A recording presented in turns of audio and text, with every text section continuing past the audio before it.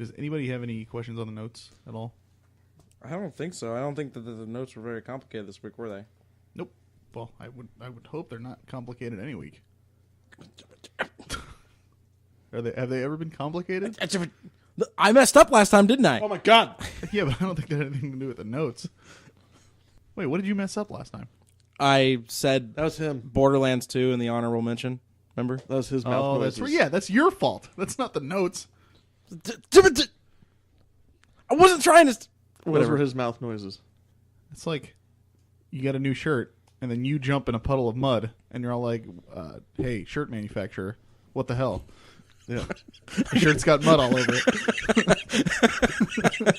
I want to do that someday.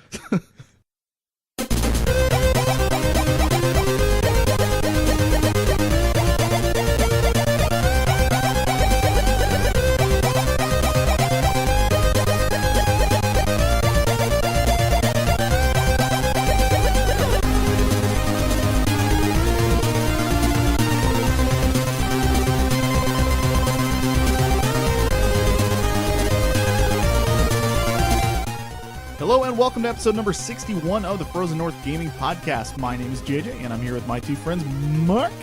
Hello, my name is Mark. That's all you got. Howdy, y'all! I almost actually said the other person's name first, who is sitting here right now, Matt. I really hate Konami. Hi guys, I'm Matt. Well, that was a good opener. All right, It tells us everything we need to know about Matt. we're starting off on a positive note. Well, episode 61. What have we been playing?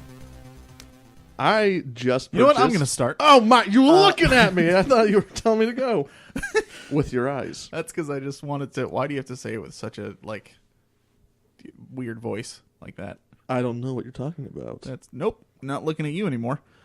So I've been playing Final Fantasy Type 0. You guys saw me grinding a little bit on there, trying to get some experience and levels up. And I'm at the very end, so once I get done with that, then I can be done with that game. Then you can play a and real game.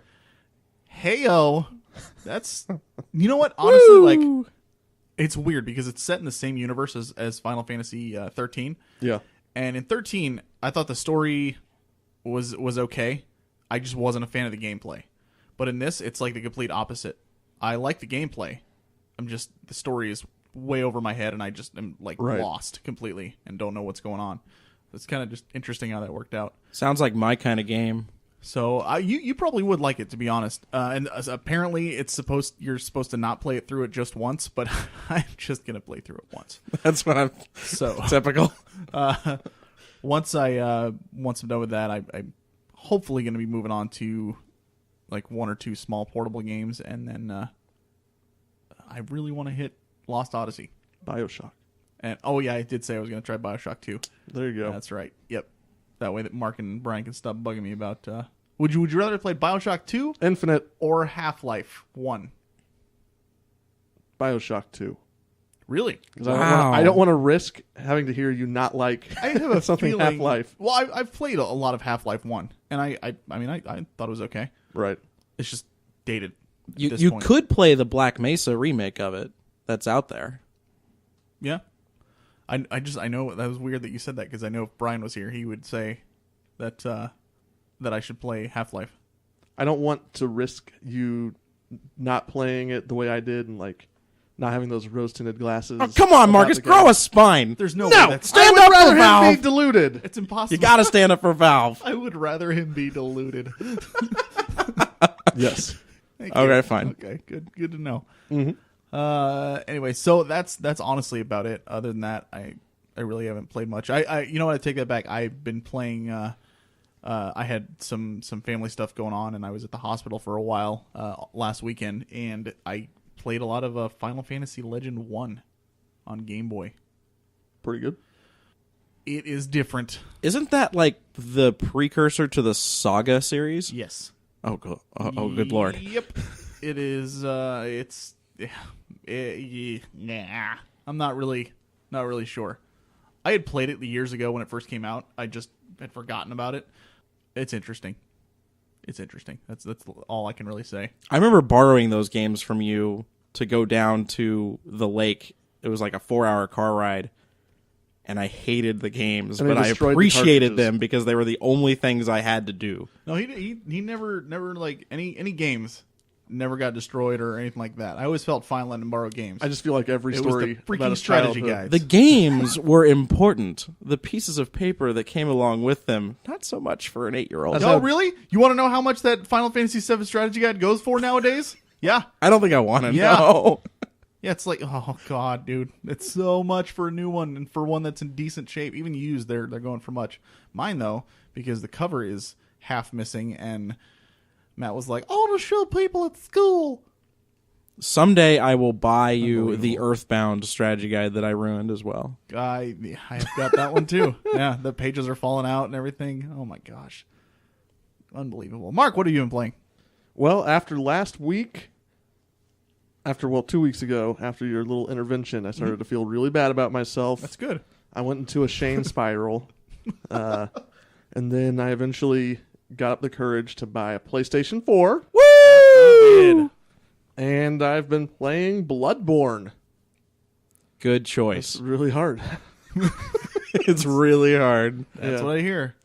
Before that, I did play some Deus Ex Human Revolution and beat the first boss, and I can say that the director's cut is vastly superior to the original boss battle. So if anyone's on the fence about that, director's cut. Well, first off, I think we should give Mark a round of applause for joining the current gen finally. Yay! You know, and actually getting the system the system. It's true. That it? Yep, that's it. All right. Oh my goodness, guys. I haven't had a whole lot of time to play games this week. I've been too busy breaking furniture over Konami. But when I have had time to... I'm kidding. I haven't had a lot of time to play games. But the couple hours that I did get to play of Bloodborne, I have been spending on the Cleric Beast.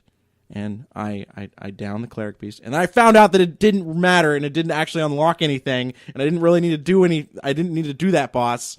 I'm kind of upset right now. But it's the satisfaction of being done with it, right? You can say you did it. Sure.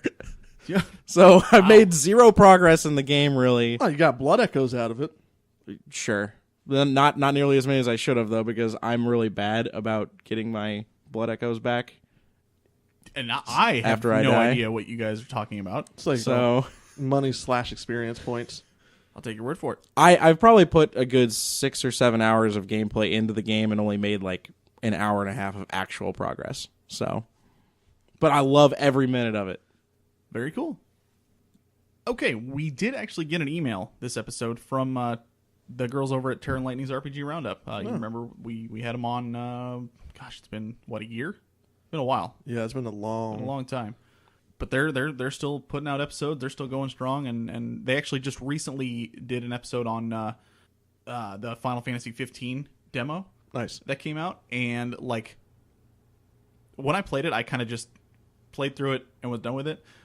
But like, and I liked it, but after like listening to what they were saying and like hearing some of the gripes they had and some of the things they liked and didn't like about it, so like I was like, oh my gosh, like I didn't even think about that, but that's true.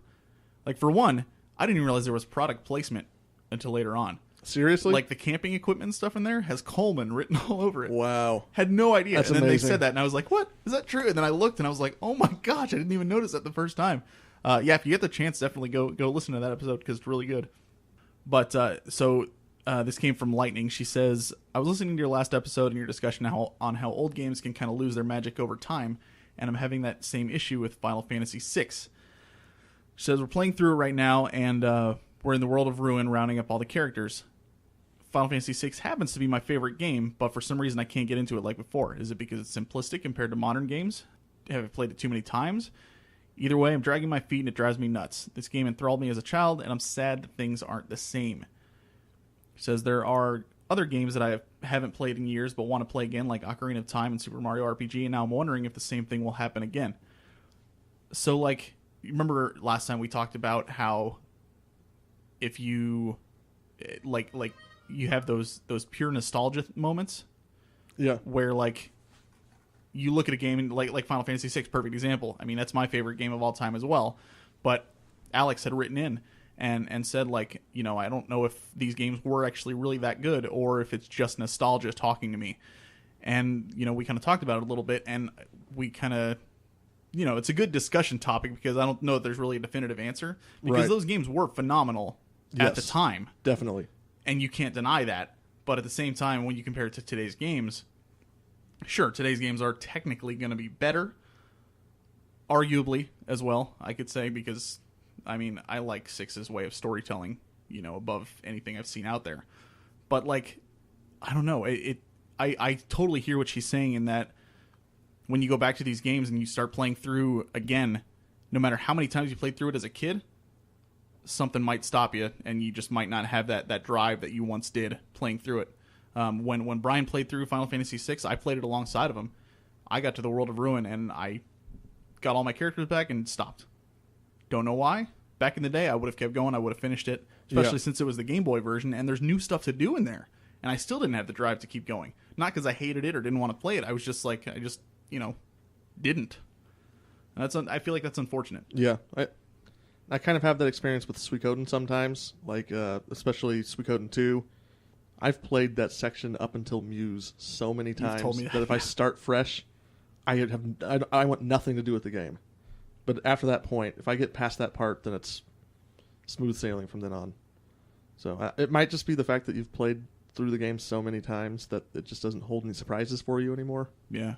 I think if you get away from it for a while and you come back to it, you'll enjoy it again. But that's I don't know. That's just my prediction. It'll be interesting because I mean, Final Fantasy VII, I absolutely love still to this day. Yeah. But when it comes out on PS4, I plan on playing through it again. It'll be interesting to see how well that holds me in there. Obviously a new updated graphical powerhouse version of it would be phenomenal, and I guarantee you I would play that from start to finish because that would be pretty much a new experience. Right. But since it's just, a small update, we'll see. It'll be interesting. Anything? You guys have basically touched on everything that I could say about this. There's only a very small handful of games that I would say are really that good that you can go back and play through multiple times and just love it every single time. For me, that's like probably Zelda Link to the Past, Final Fantasy VII. I can't even think of any others right now. That's maybe Super Metroid or Castlevania, Symphony of the Night, the Metroidvania stuff, Mega Man X. Games that are just impressive in and of themselves, even by today's standards. The kind of games that people who are out there making games now look back to and go, these are the games that caused us to want to make games. Yeah. Well, and just to clarify, she's not saying that she, doesn't like the game as much as she used to. Right. And I completely understand. She's just saying she's dragging her feet. And that's kind of how I felt too. Like, I didn't have the motivation to keep going all the time. Like, I was like, I remember this part. This is so awesome. I love it, blah, blah, blah. But at the same time, I was like, I could put this down if I wanted to. Well, I mean, and I'd be fine. Each time that you play through the game, you're going to start noticing things that you didn't notice before. Flaws in the game are going to become more pronounced because you're older and you've played through it so many times, you don't have anything else to look for. So, I don't know, it can become tiresome because you've already, the story start to finish by this point. So, Yeah. there's not a whole lot there to really stimulate you.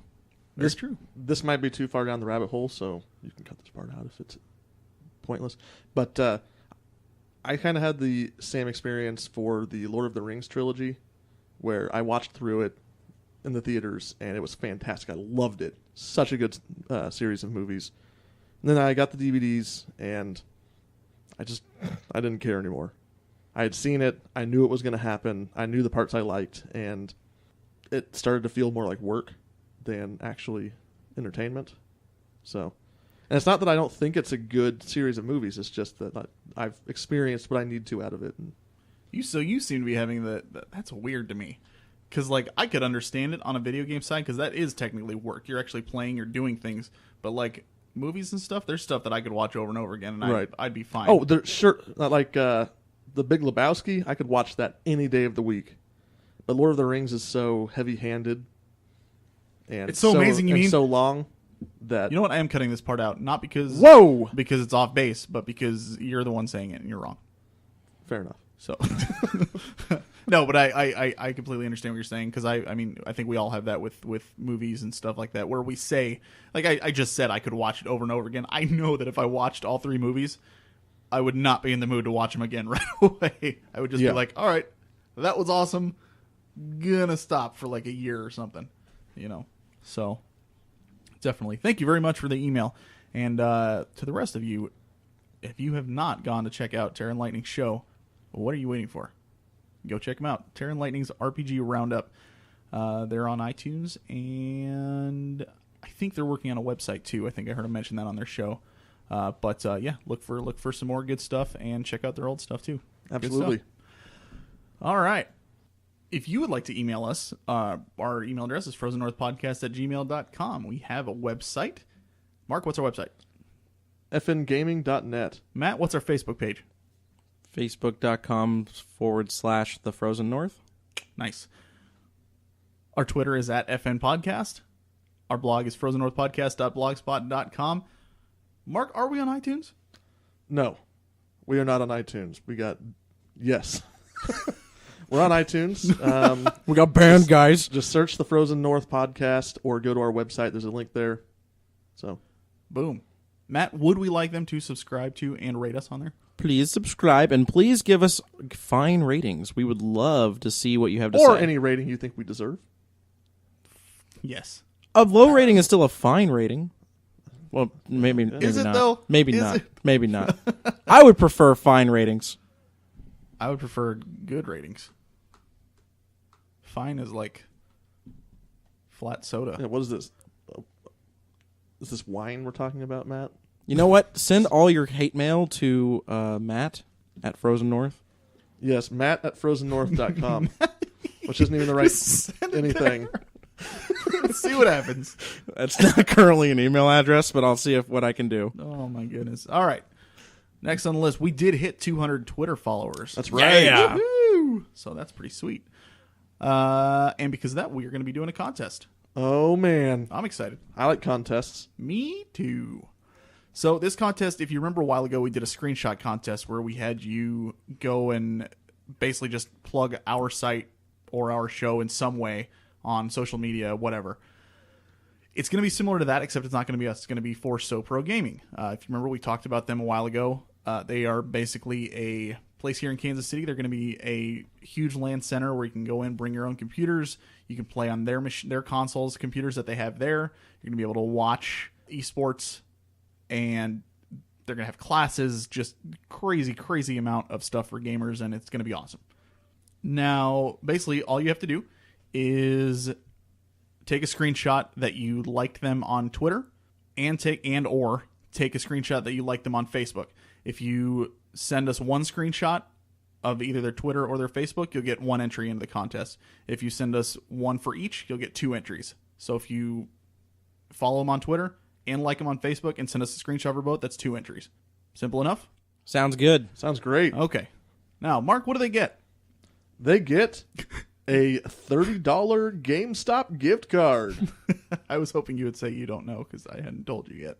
There will be no mystery box for this. Did you change it? No, that's one part that we're gonna do. Oh, But so we totally backfired on me. I realized it as I was saying. I was like, we did talk about the GameStop thing. So we realized that obviously everybody who listens is not necessarily going to be from Kansas City. So SoPro has offered to give us some promo cards, some swag. We don't know the details of what exactly yet, but you will get some stuff from them. I imagine some of it might include like some game time or something like that. But if you're not from Kansas City, obviously you won't really, have the opportunity to use that. So what we need you to do is if you enter in the contest, go ahead and send us your entries. In the email address, tell us whether you are in the Kansas City area or you do want the SoPro stuff. Or if not, just say like, I'm not in the Kansas City area. Just let us know that way, because if we get a winner that is not in the Kansas City area, we're going to draw again for somebody that is. That way, somebody will still walk away with this stuff. But if you're not in the Kansas City area, what you'll win is a $30 GameStop gift card that we'll mail out to you. Cool? Make sense? I accept your terms. As do I. Now, I want to make it clear, though, if your email address does not, if your entry does not say whether you are in the Kansas City area or able to, because, if you're planning on being in the Kansas City area, I guess you could still use it. we won't accept it. So you have to tell us whether or not you can take the SoPro stuff, because we want to give it to people that are actually going to be able to use it. And if it's one person that wins in the Kansas City area, they'll get a GameStop gift card and the SoPro stuff, which would, great for them. That's pretty good. Yeah, no joke. So you got a way to win no matter what, no matter where you are. But if you're from Kansas City, in this case, you obviously have a little bit more that you can win. So just make sure you let us know whether or not you're going to be able to do that. So just so we're on the same page, their Twitter is twitter.com/SoProGaming, all one word, SoProGaming, and their Facebook page is facebook.com/SoProGaming, same thing. So check them out on Facebook, check them out on Twitter, give them a follow, and give them a like, and let us know. Shoot us an email at frozennorthpodcast@gmail.com with your screenshot showing that you did that, and from there, you can win either a GameStop gift card, SoPro swag, or both. Just let us know whether you can take it. Also, you win bragging rights. And bragging rights, of course. All right.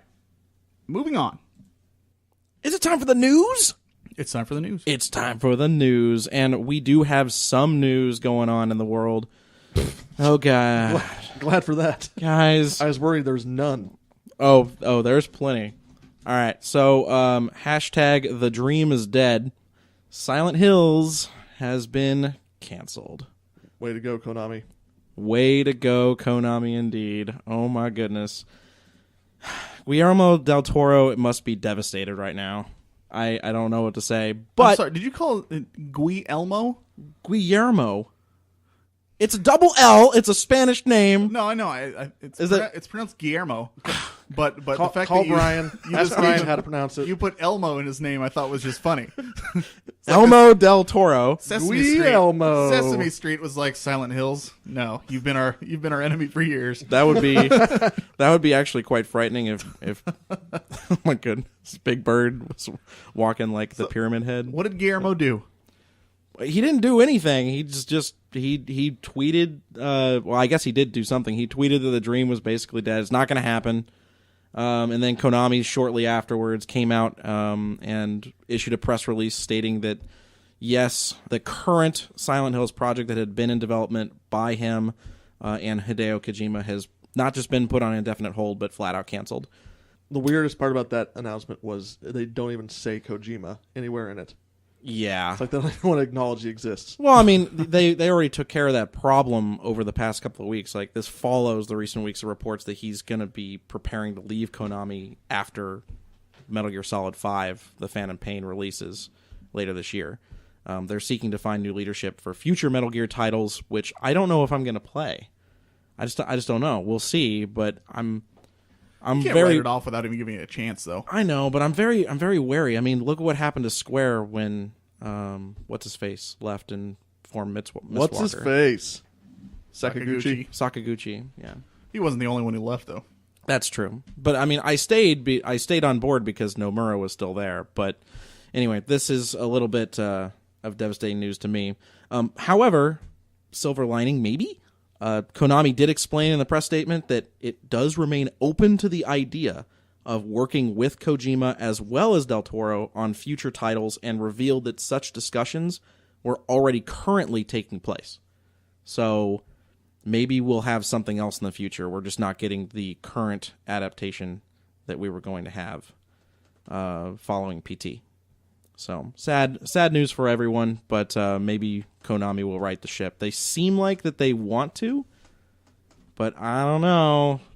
That money that they get from their gambling machines in Japan is getting them a lot more currency in the door than their slot machines. I know. DDR, Beatmania, some MGM Grand gambling app. All right, let's move on before I get super depressed. All right, Square Enix demonstrated a new art and tech demo for the future with real-time rendered presentations. They basically hooked up 4 Titan graphics cards into a computer and then ran through a tech demo showcasing the same character and city from the demo that they had, the cinematic demo that they had in 2012. I would recommend going and watching that on YouTube. I have actually linked it in the @FN podcast on Twitter. So I do recommend taking a look at that because it's actually quite exciting of how much more ground is going to be broken in the next few years in terms of graphics. So if you're into that, so I'm sure that Brian's going to be excited. We got a spiritual successor coming out to Banjo-Kazooie. Oh yeah, It's going to be pretty good. Some former folks that were working over at Rare Software have formed a new Kickstarter project under the game name of Yooka-Laylee, and has already been up for a few days. It has 45 days to go. It's already at 30,500 backers and over 1 million euros, which I just translated on Google. They have 1.6 million US dollars to work with for this game. Wow. That's pretty intense. Their minimum asking on Kickstarter was $175,000, and their goal was $270,000. I never even played it before. I didn't know it was that huge. It's crazy. Apparently, people really love Rare Software, yeah. so we These can are- look I mean- forward to that. I haven't looked at the Kickstarter, but I'm imagining these are people who left the company like before Microsoft even purchased them, and people have been waiting for a new game from those guys for a long time. Yeah, could be. So All right, we got a few more going on here. Bloodborne has gotten a critical update. # no more excuses. The load times have been cut down significantly. I believe they cut it down to what, like 10, 15 seconds? it's like 15 seconds if you die and you're respawning in the same area. Right, and then the initial load times aren't that much improved, but yeah, so when you're actually going into a level, you're still looking at the time it takes to make a quick sandwich. But yeah. after that, considering how often you die, and that was really the biggest issue, that has been mitigated It's quite been heavily. cut in half, I would say. So yeah, that is definitely something that I would say will force certain people to go and buy the game that haven't already done so. Yep. All right, and in addition to that update, the Final Fantasy 15 demo that came out earlier this month is also going to receive an update sometime in May. The update is going to be improving on a lot of different things, but we don't have a lot of details on this yet. What I do know is that they're going to be improving the co-op system, and frame rate apparently was a big issue, especially on the Xbox One, and some improvements are going to be made there as well. I heard something like that there were dips down to something like 20 frames per second during most combat situations on the Xbox One, which is Whoops. definitely noticeable. So hopefully that will make things a heck of a lot better. Xbox holding everybody else down. Oh, Unbelievable. holding themselves down. Pretty much. Let's see. I believe it's also going to adjust the camera targeting system and fix a few bugs and add some combat actions and balance adjustments. So we'll have more information for you when that comes out. I'm sure that our buddy JJ over here will play that immediately. Right, JJ? Oh, yeah. Yeah, there you go. Yep. Yeah. He's got to go enjoy that. Well, I can't do it. Whew. All right. We also have a Farming Simulator 15 that's releasing on Oh, man. May 15th. Tell me more. So I'm sure that I am absolutely positive that Marcus is going to want to check this out. And for all of you that are into the same kind of games that Mark is into, I'm sure that this will do exactly what you needed to do. Can I Marcus just tell wanna- you? I saw a screenshot of a massive tractor. It looked I'm actually really interesting. I'm not interested in this game. Well, you play Farmville all the time. I've not played Farmville. And I'm going to give you my Mark, reason. Hold on. Let me give you my reason that's going to make you roll your eyes, please. The reason I am not interested in Farming Simulator 2015 Farmville. is because I'm going to wait until the Oculus Rift or the HTC Vive is out, and when they have a 3D virtual reality compatible version of the game, I'll buy that one. Is it Vive or Vive? I don't know. Is it- It's HTC. All right. Well, we will see if Marcus is able to resist, but it does have a new feature alongside all the farming equipment. You can also do logging. It's pretty cool. I mean, it'll be a step up from Farmville from what you're used to. I've never played So, Farmville. That is not true. 100%. I've seen you do it. No, you haven't. So, well, you know what? Everybody that's listening now thinks you do. So, Matt, what's the next story? All right. Well, the last story on the list is nothing really all that big. It's not really important. Basically, Skyrim got a paid mod store on Steam, and then the internet exploded. Yeah. And that's the news. Understatement. Oh, and because of that, we're actually going to go into a little bit of depth. We're going to talk about that right now. So let's talk about the Valve mod disaster. Mark, I think you've been following this the closest Oh of man, everybody. the Valve mod disaster. Let me tell you about the Valve mod disaster. Let me say it a few more times. I feel sorry for Gabe So- Newell. VMD. I think it was it Friday? Was it last Friday? They revealed all this information that for Skyrim on Steam, they were going to start allowing mod makers to charge money for mods. And basically what happened was people were furious, like immediately, unbelievably furious. Valve didn't say anything Saturday. They didn't say anything Sunday.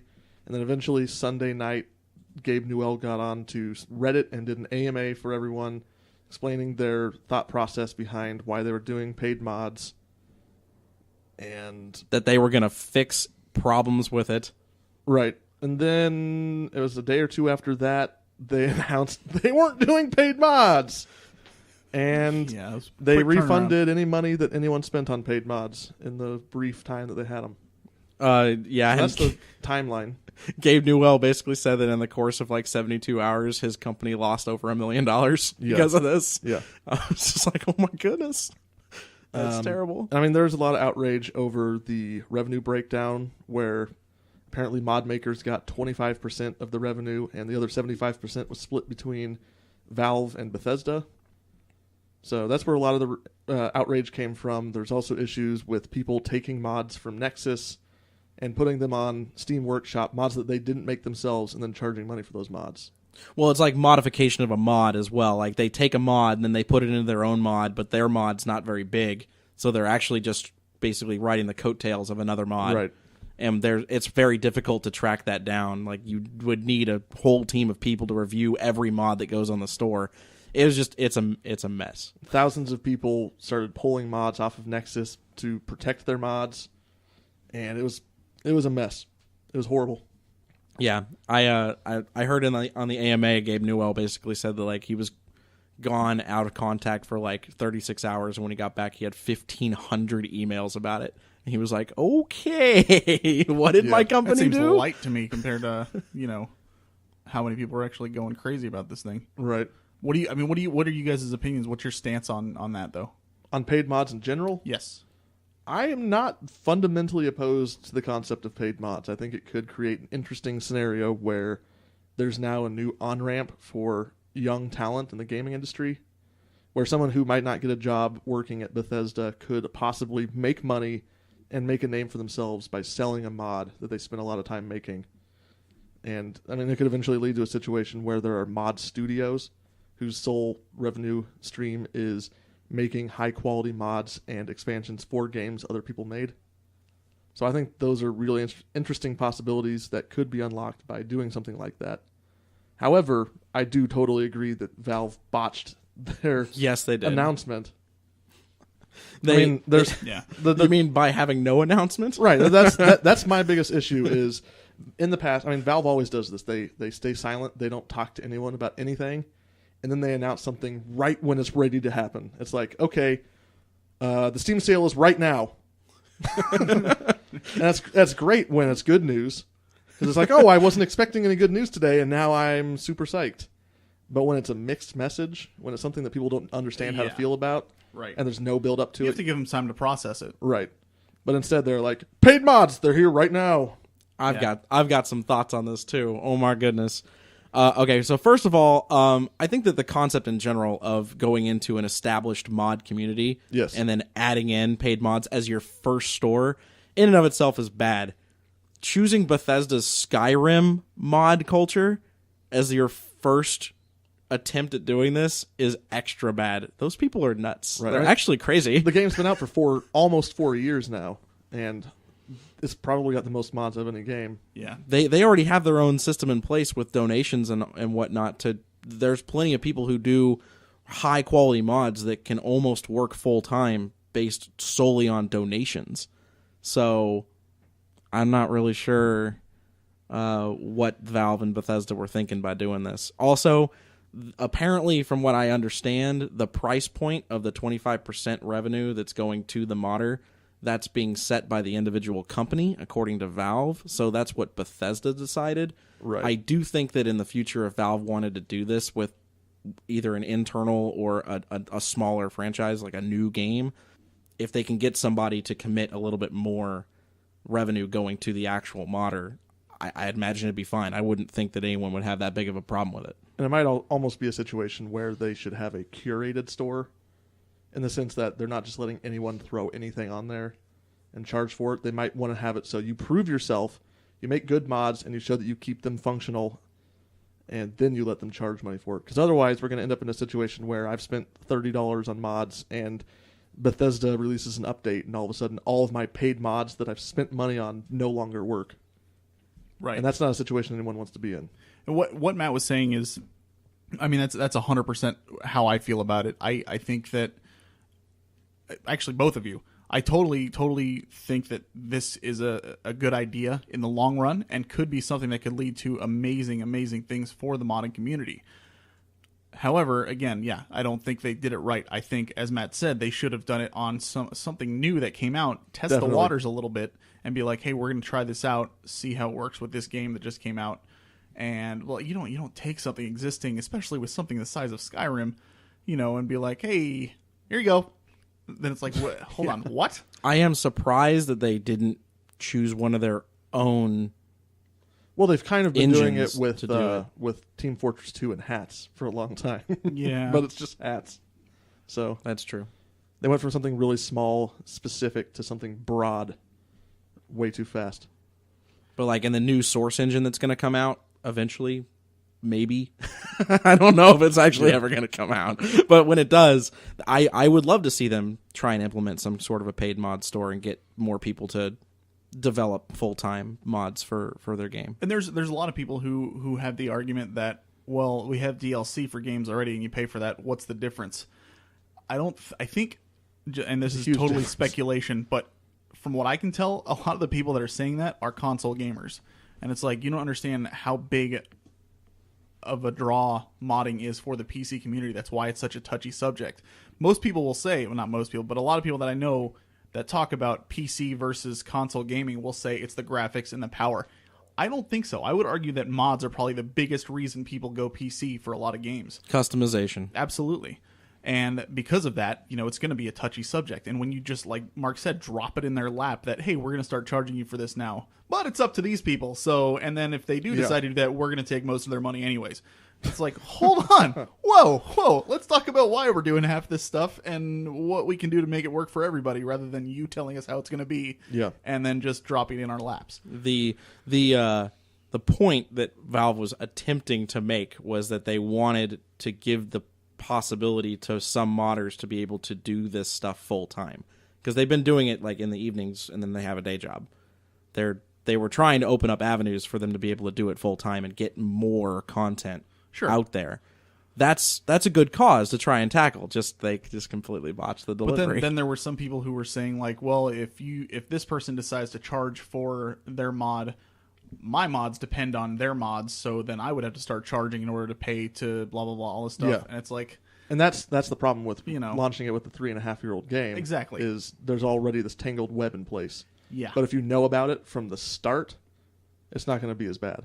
Yep, absolutely. But to Valve's credit, I think they made a good call just taking it all back right off the bat. I don't think we've seen the last of this by any means. No. I wholeheartly believe this is still going to happen in some form. But hopefully what they're doing is they're taking a step back and going to look and hopefully consider some of the things we've said, like, looking at newer games, stuff that we haven't seen yet. That way they can be like, hey, look, new feature, boom. Rather than, oh, you like that game you have for 4 years? We're going to start charging you for doing stuff on it. Yep. Like, what? But what? So. It's just classic Valve. Save that surprise announcement for fundamentally good news. Like Steam sales. Yeah. Oh, man. All right. Anybody have anything else to say on that?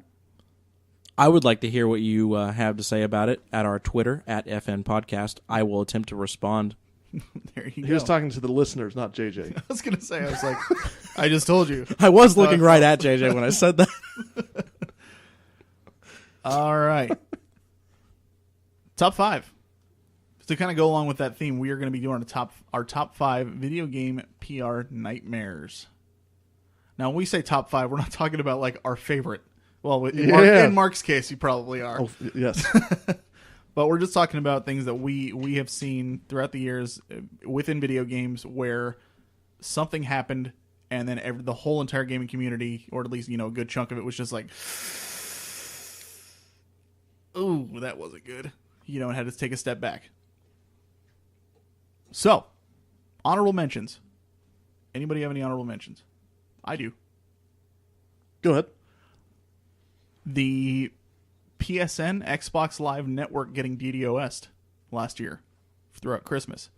Now, most people, I would say, went on the internet to figure out what the heck was going on, and they saw that it was a DDoS attack. There's no real defense against it. Nothing Xbox or PlayStation could have done to prevent it. But to a lot of people, they just turned on their game and couldn't connect. And that was all they saw. They were having issues. So people were getting pissed off, and then it took a couple of days to fix.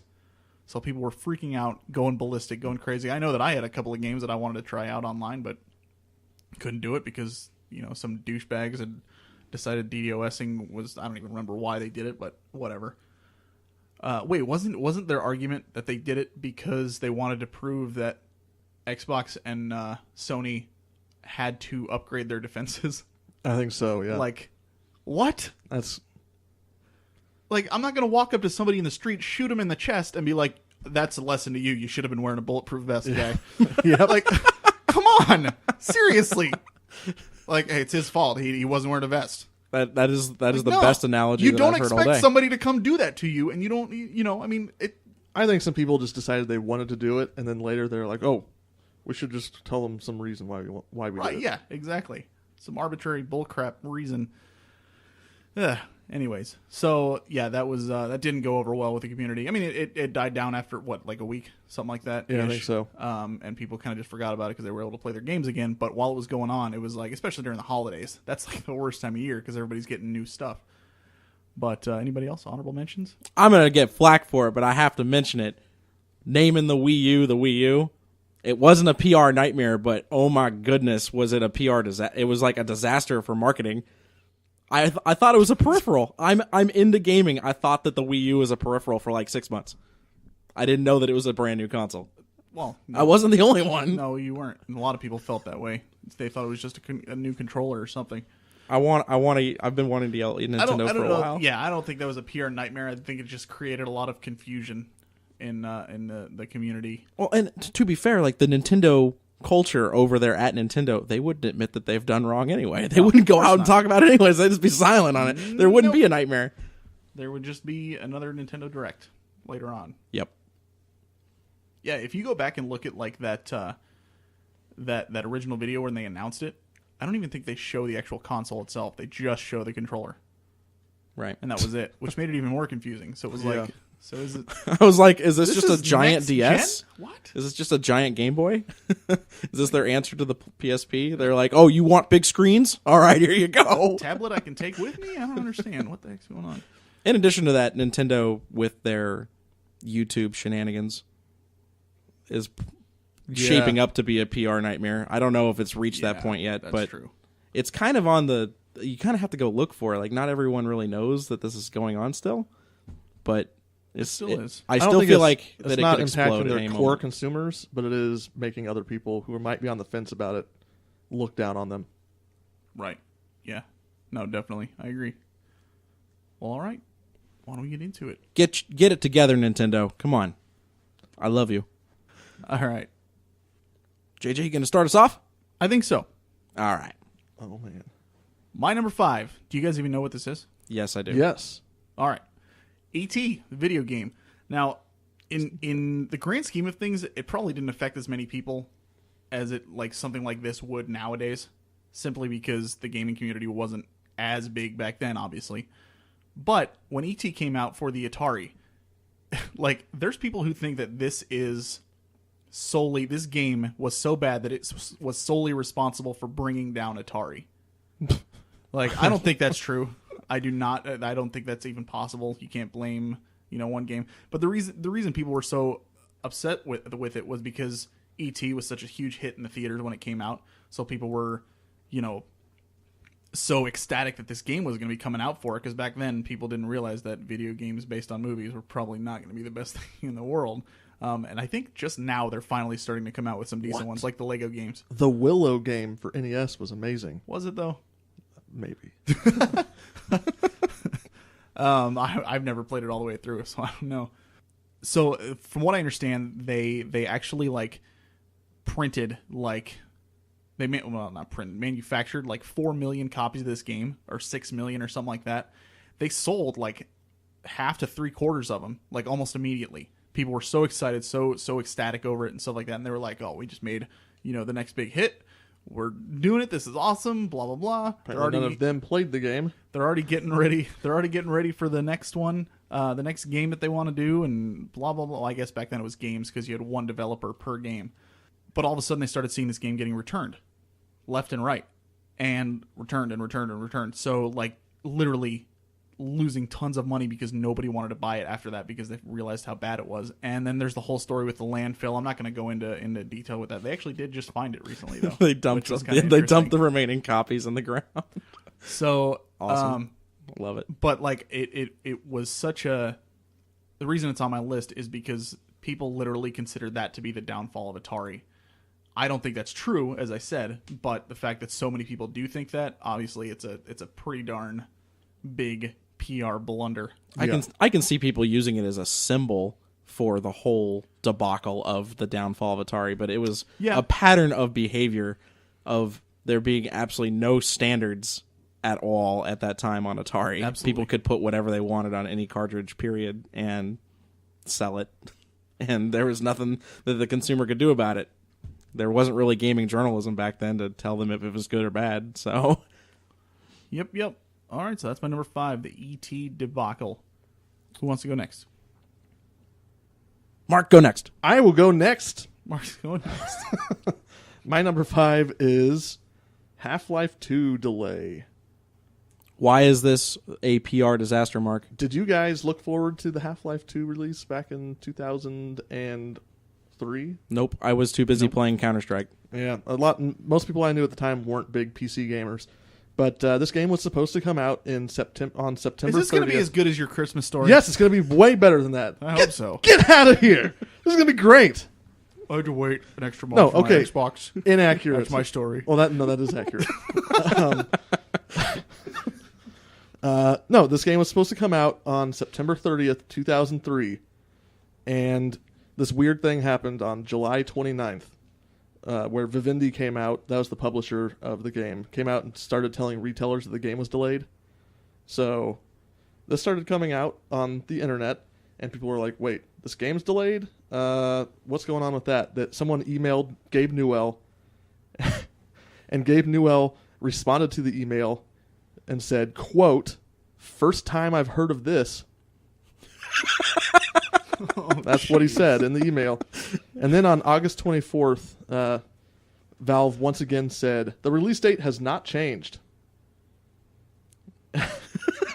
And then there's some people visited Valve and did a tour of the studio, and they said, "No, the game's still on schedule.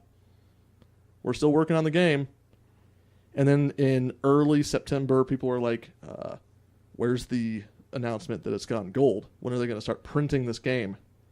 They keep saying it's on schedule, and it's not. They haven't changed the release date, but they haven't started printing it." And this is before the onset of digital downloading. And then on September 23rd, Valve finally got around to emailing Shacknews to tell them that, in fact, the game was delayed, and they were now targeting a holiday 2003 release. 2013, is that what you were going to say? Yeah, a little misspeaking. So, all of a sudden people are like, what? You're telling us 7 days before the game's supposed to be out that the game's not going to be out for months now? 7 days. That's a Valve for you. And then it gets worse. Well, first of all, people are saying, is this Team Fortress 2 all over again? Team Fortress 2 is, at this point, a game that was announced in 1999 and shown to be like this ultra-realistic military class-based game. Nothing like the Team Fortress 2 we have now. I was going to say. But they announced it in 1999 and then never mentioned it again. So people were starting to think, oh, is Valve just a vaporware company? Do they not make games? And it gets worse because Valve gets hacked by a Russian hacker who then releases the source code to the game to the internet. People start putting the game together and saying, look, none of the stuff they showed at E3 is in this game. This game is not ready. They knew it wasn't going to be ready. This game is a lie, etc., etc. It keeps getting worse. Somebody on a forum said, quote, I'm not a fan of Valve anymore. I don't believe a damn thing they say, and I'm sick and tired of their BS. And then, interestingly enough, to make matters even worse, on September 30th, the date was supposed to come out, ATI had this joint press conference with Valve that they had planned well in advance. It's supposed to be like a launch party. They're going to show off Half-Life 2 and show off their graphics cards and all of that. And ATI is pissed right now. And Gabe Newell comes on stage and says, here's a tech demo, and makes no comment. Not a single comment about why it was delayed. And Oh boy. it doesn't make the holiday 2003 release. And then they changed the release date from holiday 2003 to when it's done. And then it finally comes out a week after Halo 2 comes out in 2004, November. And that's Valve for you. That's crazy. Nice job, Valve. My precious Valve. It made me think of another honorable mention, though. The recent announcement I talked about earlier with Final Fantasy VII, Oh, yeah. when everybody thought it was going to be the new The one, remake? and then they just Yeah. put the logo on the back, and everybody's like, "What?" And then they're like, "Same one you get on Steam," and everybody's like, "What? No." Thanks, No. Square. And that quickly turned into just rage. Anyway, Righteous rage. So I wasn't shocked when I saw Valve botching a media reveal last week. Because it's like, this is the same old Valve. They are terrible well, not at making. I had- at communicating. yeah. I had absolutely no idea it was that bad of a story. Yeah. All that I heard about was the delay. That they failed to meet their release date, then they failed to meet it again. Well, Mark actually added stuff to the story this time. He didn't just say, "Oh, I had to wait an extra month." Well, it wasn't my story. That was a good Oh, story, that's true, Mark. too, It wasn't yeah. a story about me. Mark, that was not your Christmas story. That's more like your bachelor party story. Matt, that's what's your gonna number happen. 5? My number 5 is Killzone 2, quote-unquote, gameplay trailer. It's E3 2005, and we see this amazing trailer showing off the PS3's capabilities utilizing Guerrilla Games' Killzone 2. It wasn't even Guerrilla Games stuff that they showed. This was terrible. They hired a third-party company to fake a gameplay trailer by pre-rendering a scripted events from the perspective of a first-person shooter. So it looked like it was gameplay, but it totally wasn't. It was just a movie. It was just a movie. When this went live, like people started figuring this out, that this is what happened, the internet exploded. Every Xbox fanboy that I could find was screaming at the top of their lungs that Sony was scum of the earth, and it was just humorous to me. Back then, I laughed at it, but now looking back on it, it was actually rather bad. I've never seen such deception even since then. Have we had worse deception than that? I mean, people always get riled up about E3 demos looking nothing like the final game. Yeah. But there's a difference between having high hopes and making a game that you eventually have to like tone down a little bit to make it run properly, and intentionally making something that is not even going to be real at all. It's just a pre-rendered thing some other company made. Intentional deception is way worse than accidental deception. I can't even believe that they hired another company to do this for them. Like, almost like they're passing the buck. Like, Somebody there's to like, not blame, our yeah. fault. We asked somebody to put together a tech demo, and they gave us a movie instead. We didn't know. It's a real Matt move. That Basically. is a Matt move. 100%. All right. Can you guys do me a favor and hate mail to both JJ and Marcus for that? Nope. That's all for Brian. All right, fine. Yes, it's Matt at frozennorth.com. That's where we'll get it. All right. So that's my number 5. All right, number 4. My number 4 is Nintendo staying with their cartridge format. Man, I loved my Super Nintendo. It was phenomenal. I loved my Nintendo 64 too, don't get me wrong. But one of the things I loved most about my Super Nintendo was Final Fantasy. They lost Square Enix, well, Squaresoft at the time, because they did not want to go with the disc format. Sony actually had a deal with them in place to make a disc drive for their console, for their system. They said, no, we want to stick to cartridges because I think one of the biggest reasons they said was because it was less easier to pirate. Less easier? Harder Yes. to pirate? Less easier. Less easier. It was harder to pirate. So Sony was like, so you're just dropping out of this? We're not doing this anymore? And then Nintendo was like, yeah, we're going to do our own thing. Typical Nintendo fashion. And Sony was like, all right, cool. We're doing our own thing then. Hence the PlayStation came out. Whoops. Right. I mean, it's kind of the rest is history from there. Since then, Sony's been kind of mopping the floor with them. And, I mean, it used to be Nintendo and Sega. Now it's Sony and Microsoft. Yeah. Now, I'm not saying that's 100% due to the Nintendo staying with cartridge format, but I know that it was a massive blow to them, especially losing the Final Fantasy. Creating your biggest franchise. competition It is was- never a good right. thing. Yeah. It's not even their only mistake. Then go to the GameCube, and they have their own little tiny micro discs that they use That on was the the best. GameCube. It's like, why? For what reason? Yeah. I like the GameCube, though. I think I was one of the few people who really, really liked it. I still think Smash Bros. Melee is probably the best Oh, one. it had good games, but Yeah.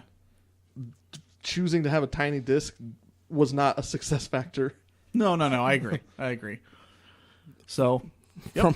From what I understand too with Nintendo on that one is they actually did the debacle twice because they also got together with Philips to make a disc-based console. Oh, really? And then that fell through too, and then the Philips did their own thing too and came out with that CDI, and then they had rights to making those 2 Zelda games that were absolutely horrible. I remember that. And the Mario game.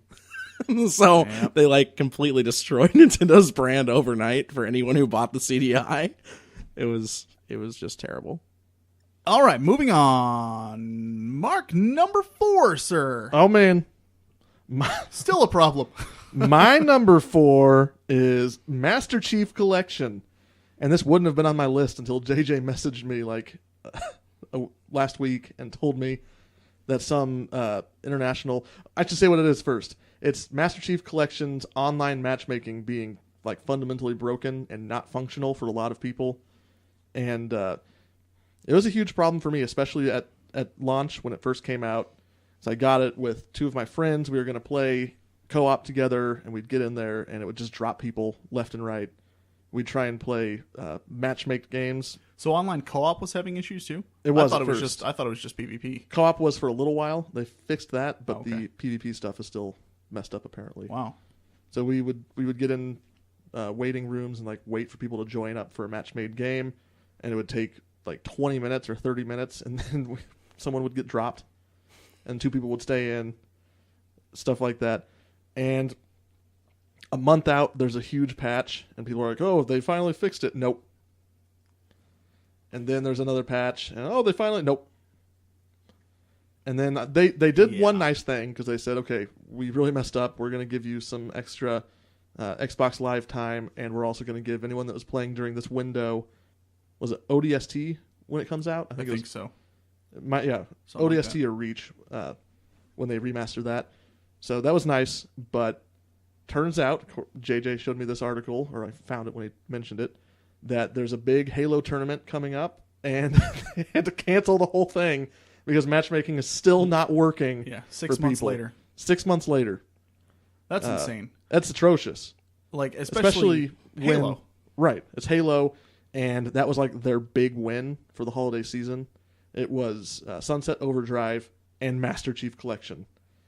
That was so one of their 2 games is now completely marred in the eyes of the public, and any excitement that they had, like they won a few months of hardware sales numbers, Yeah. and that's completely been wiped away. PlayStation is just bulldozing them again. Yep. And I mean, Halo is known for its multiplayer. That's what people play it for. Yep. Some people play it for the story, but I would say it's a very small percentage. Right.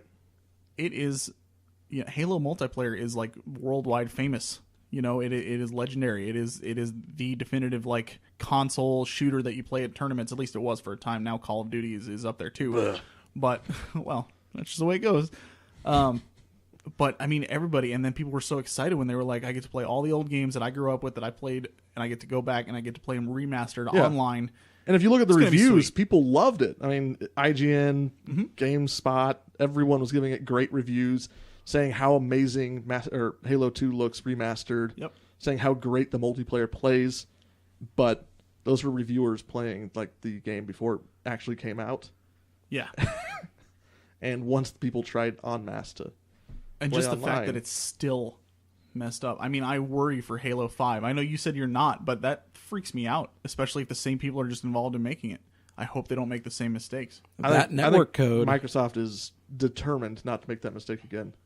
The same way they have that gigantic heatsink in the Xbox One now. Because costly mistakes are something they don't want to repeat. Absolutely. Absolutely. All right. Mark's number 4. Master Chief Collection Connection. We'll go with that. MCCC? Yeah. I tried to come up with one more C, but I couldn't. Connection Conundrum. Yes! Perfect! Yes. There we go. The Master Nice. Chief Collection Connection Conundrum. Oh my gosh. I can't, Perfect. Nope. Can't do that. Love it. Matt, number 4. Oh my goodness, my number 4. All right. So there's this game out that's called Diablo 3, and it's really good now. Wasn't always that way. The initial release of Diablo 3 was pretty bad. Yep. The two things that stood out to me, and I don't think that the first one was actually only Diablo 3, but the fact that you had to be online just even to play single player, and then also the real money store, those two particular quote unquote features that Blizzard pimped out to us weren't very well received, were they? Well, they're gone now. Yeah, they're gone now. If that tells you anything. Took them, about a year or so to realize their mistake? Well, my God. you still have to be online, I think, to play the game. I believe so, Even though the yeah. real money store's been taken away. That was kind of their excuse, so they still haven't fixed that, but at least the game isn't terrible to play now. So I'm glad that they have somewhat righted the ship, but man, they almost completely destroyed one of their franchises with one feature of just reaching a little bit too high in the sky. They pulled Nicaris there. I think the gameplay and the characters and all that stuff is superior to Diablo 2, but I don't think the online is. I think Diablo 2's online was way better. Yeah, and they've done a lot of work to try and emulate the Diablo 2 item. I want 8 looting party system members. now. It's as simple as that. I want 8 people in my party. I want an army to go through an act and rock stuff. That's what I you want. can do that. You can't do 8 people. You can't do 8 human played people, but you can have your spawned No, barbarian no, friends. it's not the same. It's Mark. that's It's good. not the same. That's how Not I like to remotely play. The same. You gonna tell them what to do? You can't do that. They're just gonna do their own thing because they're AI. You can kind of control them Nope. to an extent. Nope. You're a liar. Go back to Farmville. I am not. What? Bam. So yeah, this sparked a lot of outrage, and it's my number 4. All right. Number 3. Mark and I both have the same number 3, which is Red Ring of Death. yep, but it shows up later on somebody else's list. I don't know who, Gee, I wonder I'm who not that is. sure. so we'll talk about it then. It's Brian, right? Yep. Yep. Matt, what's your number 3? What? You're skipping Mark? Oh wait, it's no. said Mark I and I. got it. I got it. No, my not number 3. listening. My number 3 is the Xbox One announcement that shows up on someone else's list later. We'll talk about it then. Perfect. Number 2. Matt, you and I have the same number 2. We do. It is the Sony E3 2006 PS3 announcement. Ridge Racer. It's Ridge Racer. Ridge Racer. This was bad. It was bad. And I'm a Sony guy. You know that. So, I fully acknowledge this was an ugly, especially when they came out with, everybody was like, you know what? As long as it's affordable, I'll still give it a shot. The PlayStation 3 will retail for $599 US. Nope. yeah, I didn't get a PS3 until 3 years into its life cycle, and I bought it used. I bought it 4 months in. I feel. Oh my I feel gosh. like an idiot. Ugh. Didn't you buy an Xbox also? I did, and then got rid of it because it already. You should have given it to me so I didn't have to tell that horrible story about waiting for it. Not a story, Mark. It's almost a It's story. like a newspaper clipping. That's fair enough. Anyway, so yeah, this was just an absolute mess of an announcement. I mean, people say that Sony and Microsoft and all the other presenters at E3, they're any presenter at any conference, I would imagine, is going to have their good years and their bad years. And this is just one that stuck out because of all these, like, all the memes that followed with the Ridge Racer thing. Oh yeah, Giant enemy crab. Right? The banana controller. The banana controller. Controller. I missed that banana controller. I don't. I remember trying to defend that controller to my friends at high school. Yeah. I No, none of us have ever what was I held it. smoking? No. It looked so Maybe, terrible. maybe it was great. It could have. Maybe. I doubt it. You know, I doubt it. I've never drank gasoline before, but you know what? Somebody could argue maybe it's great, but I haven't tried it. So you're right. Fair enough. But I got a pretty good idea that it's not going to be great. I mean, is there anything else that you need to say about it? It was Yes. just a mess. I will say this: if you are like a youngin and haven't seen that press conference, it's still on YouTube. It's pretty and awesome. It's pretty good. So I like when the guy's, is it Genji he's presenting, and he says this is based on real historical battles, and then he says, "Here's a giant enemy crab." It's like, what?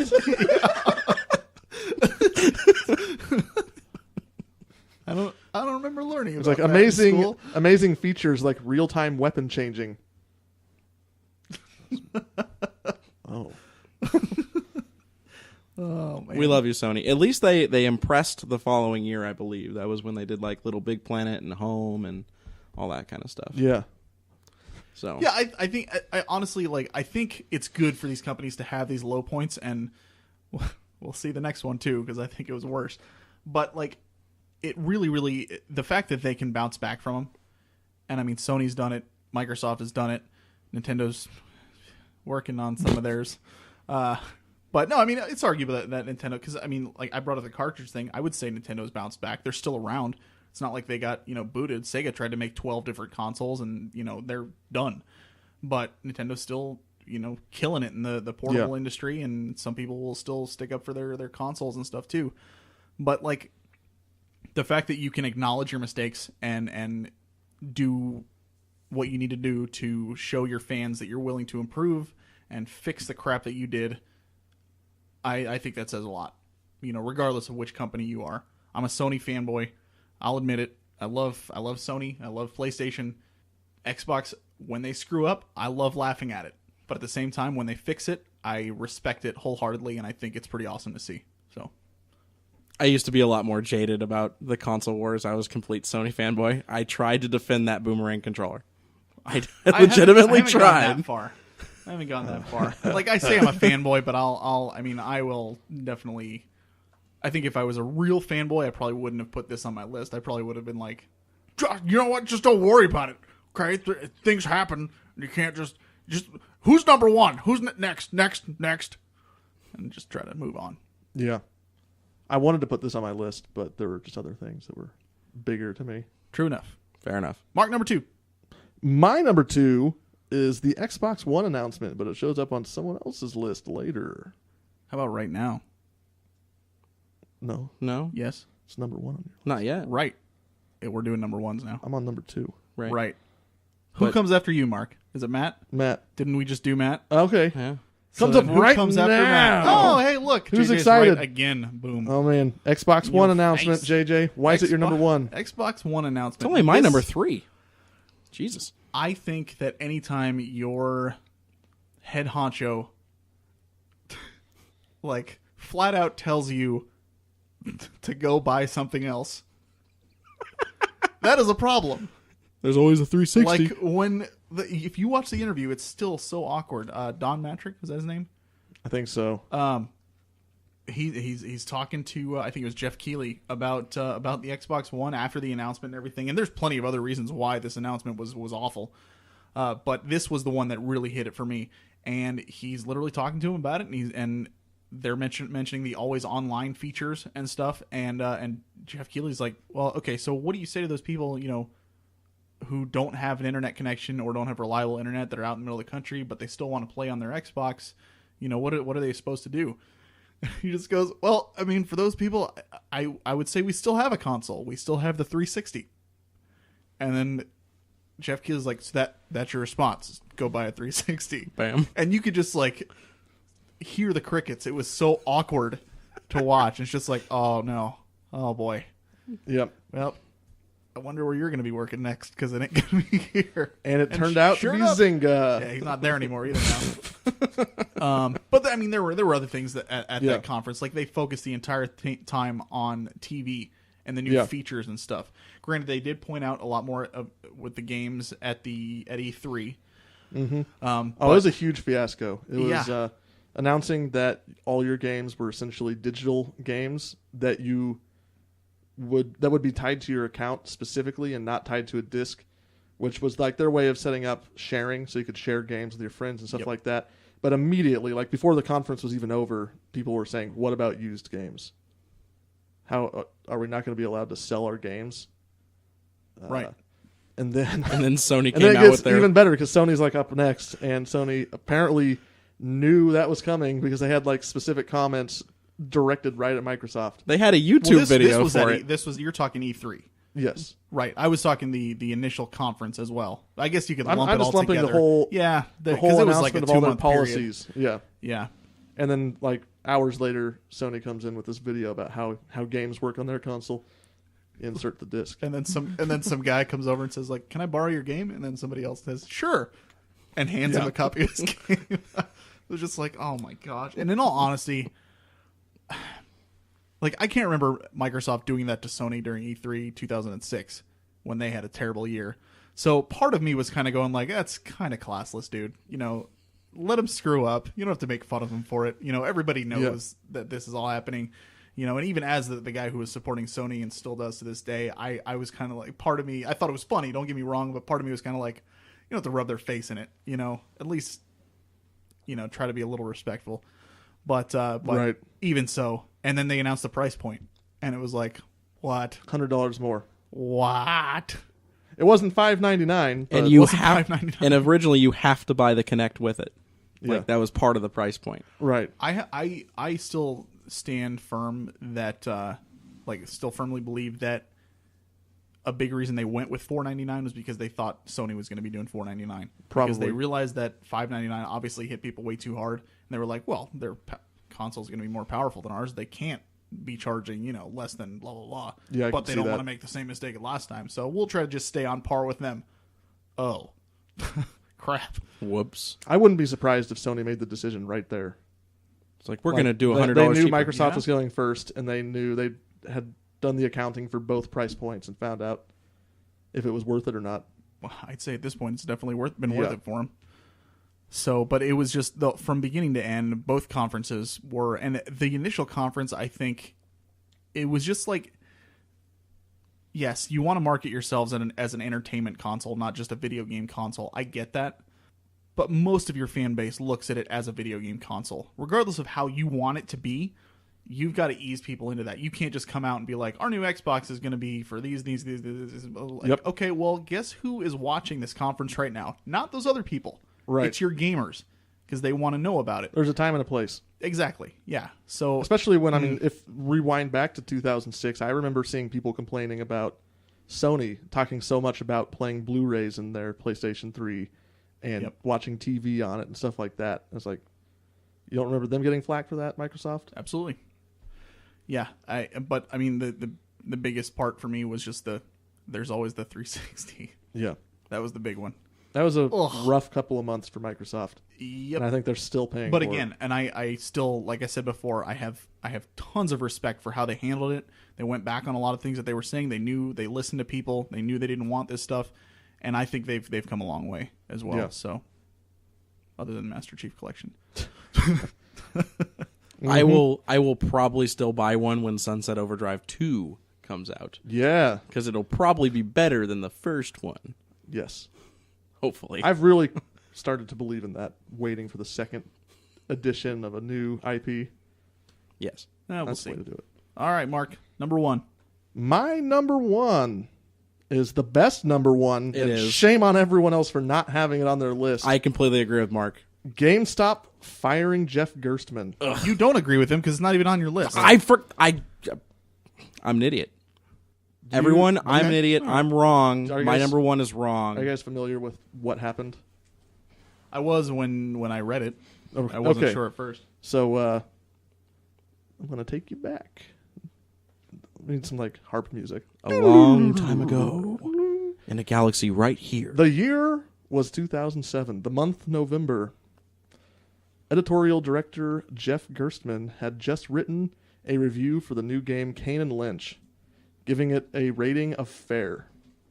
And then, 15 days later, it was announced that Jeff Gerstmann had been terminated from employment at GameSpot. Gee, I wonder what happened there. Ironically, at the same time that this is all happening, if you go to GameSpot's website, you see it is fully skinned with Kane and Lynch advertisements from top to bottom. Oh boy. He's let go. He never says exactly what happened, to the point where it seems like he's not allowed to say what happened. And at the same time, 4 more editors decide to leave GameSpot in protest. You've been doing that a lot. Whoops. Later on, 3 of these 4 editors joined Gerstmann in creating a new website. You may have heard of it. It's called Giant Bomb, which eventually launches in July of 2008. Going to fast forward a little bit now. 2011, Giant Bomb is named by Time Magazine to be the 42nd most important website on the internet. And then in 2012, GameSpot is purchased by CBS Interactive.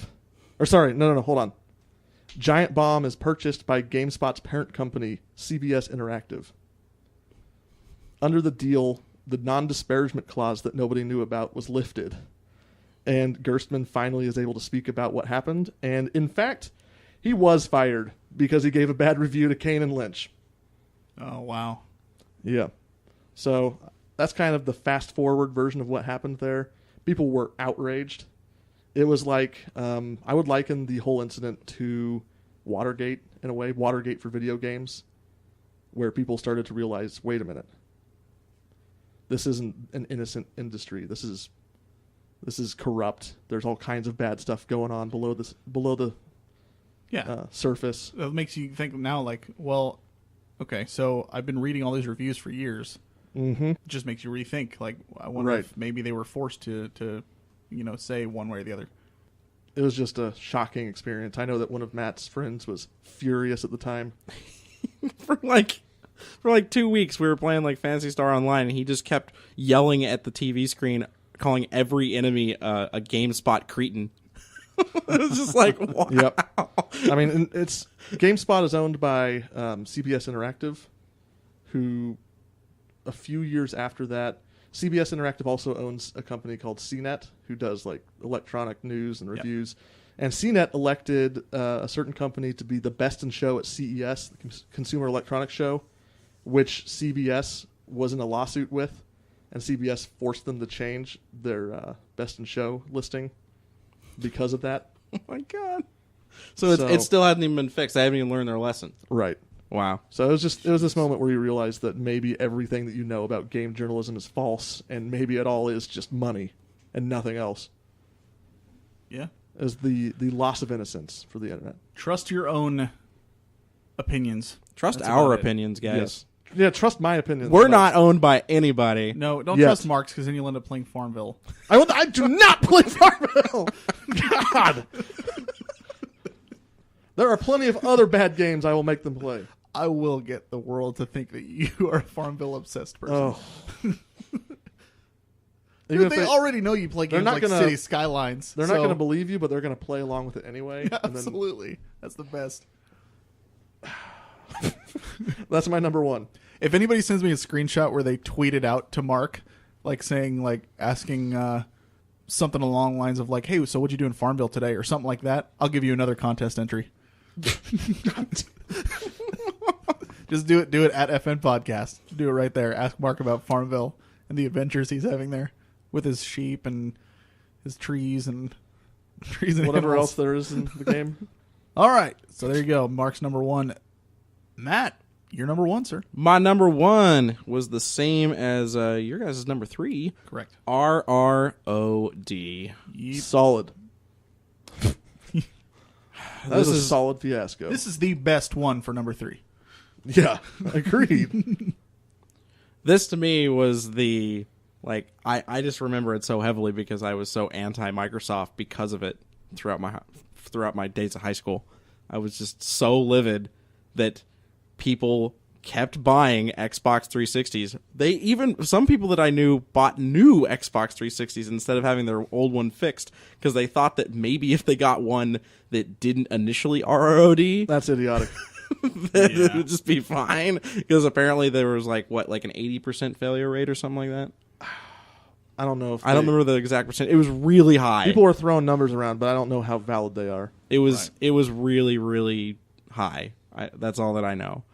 And Anecdotally, my Xbox 360 failed at about the 1 year mark. Why don't you guys what is the Red Ring of Death? The Explain Red that. Ring of Death is where your Xbox 360 basically becomes non-functional because somehow it overheated and melted the soldering joint for the I think it was the GPU. right. Basically, the internals are busted and it no longer works because of thermal issues.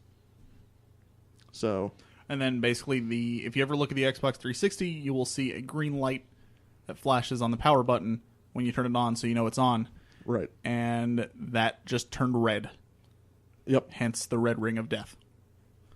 So I remember I was living with your brother at the time, and he had to replace his. He's on his third one Yeah. now. He had to do it twice, and he didn't go out and buy new ones. He actually sent it to be Right. repaired twice. So I just felt so bad for him, dude.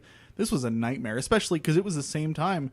Everybody thought Xbox was going to run away with this after the PS3 bullcrap in 2006. Yep. And it was it wasn't just, you don't just send in your Xbox and then get it back. Yeah, You had to a basically, nightmare. you kept your hard drive because it was detachable, and you'd send that in, and they'd basically send you a refurbished Xbox 360, and you'd put your hard drive on top of it, and then you'd have to go through this whole account management thing and get your account onto the new Xbox, which wasn't as easy as it should have been. So, yeah, it's like they took a page out of Nintendo's book, right. trying to transfer. Although data. this was back when that was a new thing. So And then at first, Nintendo's still sucking at That's it true. 6 years, That's true, yeah. 8 years later. didn't Microsoft also not immediately respond to the problem effectively? They weren't they charging people initially for it, and then eventually they came to. I don't remember the situation well enough to say. I heard At the I time, at the remember point that it got to my Xbox, it was something that was being handled. It was still under warranty, so It was bad, and what it did for Eventually me was it proved that Sony is not the only company that has bad customer service or no. had bad customer no. service. Sony's just the only company that can't keep their data locked down. True enough. That would have been another honorable mention as well. Yeah. So Sony getting their database hacked. Absolutely. Yeah, Been a lot of PR nightmares. there have But been. honestly, it's fun to sit back and reminisce about them and be like, hopefully they don't make these mistakes again, in the future. But Yeah. there's always still going to be some And with stuff that happens. Microsoft, they put this gigantic heat sink and fan Yep. in the Xbox One. Maybe part of the reason why it's so much bigger than the PlayStation 4.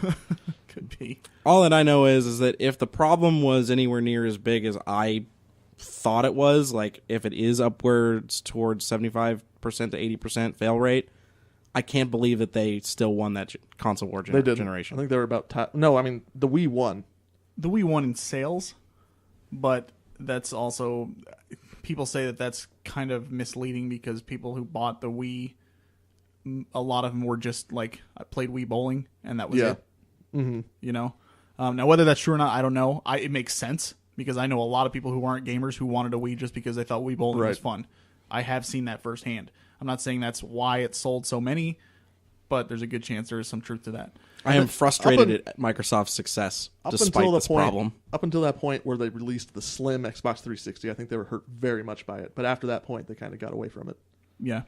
All those bro games, man. Yep. All right, I think that's about it for episode 61. Anybody got anything else? No. Get it together, Konami. Yeah, get it together, Konami. Seriously. Send those tweets to Mark at Don't- FN Podcast. You know, Send You those don't have emails to. to Matt at frozennorth.com. Okay. We'll go ahead and I realize I didn't say this earlier, but we're going to go ahead and announce the contest winners in a month. So 2 episodes from now, we'll go ahead and do that, and from there, I think we're good to go. Episode 61. Thank you very much for listening. We are the Frozen North Podcast. My name is JJ. My name is Mark. And I am the illustrious Matt. No. Nope. Did you say lustrous? Did I say that? You said lustrous. I didn't hear the ill. Yeah, I didn't hear the ill either. You are the illustrious Matt. So And I'm Matt. so awkward. Thanks again for listening, and as always, keep on gaming.